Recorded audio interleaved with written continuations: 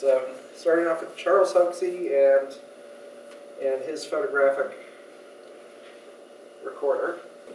Charles Hoxie worked for GE from 1912 to 1932. He had gotten a start in the telephone business over in Boston.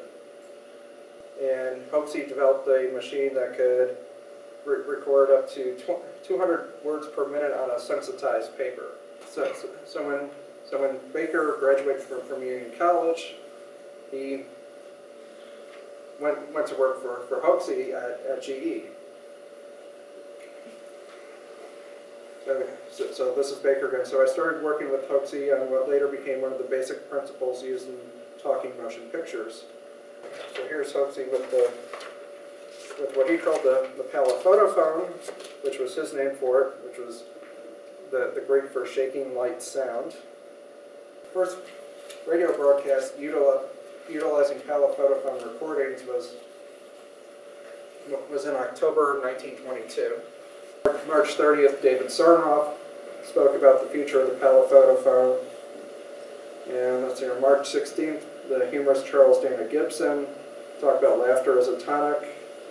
And the last one we've been able to find so far is September 18th, GE publicity man Charles Ripley talking about how engineers and their backers harness waterfalls.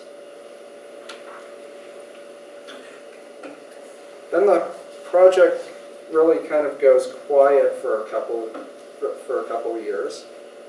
They do some experimenting with, I think, Brunswick, using electric recording of records called the Pallophotophone. And then the next big announcement out of GE comes in October 1926. Where they announced they've developed a machine called the telegraph.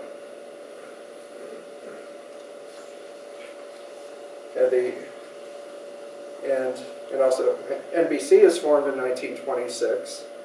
And in Hager's oral history, there's a nice account that WGY and some of the other New York State stations that were actually on the verge of starting a New York State network, which they were in the process of expanding to Cleveland and Chicago.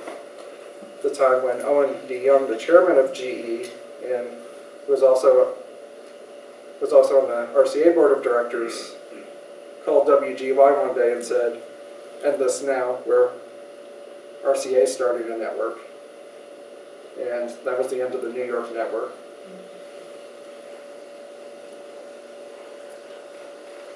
And of course, GE wasn't the only organization working on this. For years out in Auburn at the Case Research Laboratory, they've been working first. Theodore Case had been working first with Lee DeForest, and then they kind of disassociated themselves from him. But they had formed a partnership with the Fox Corporation for movie tone. And then Western Electric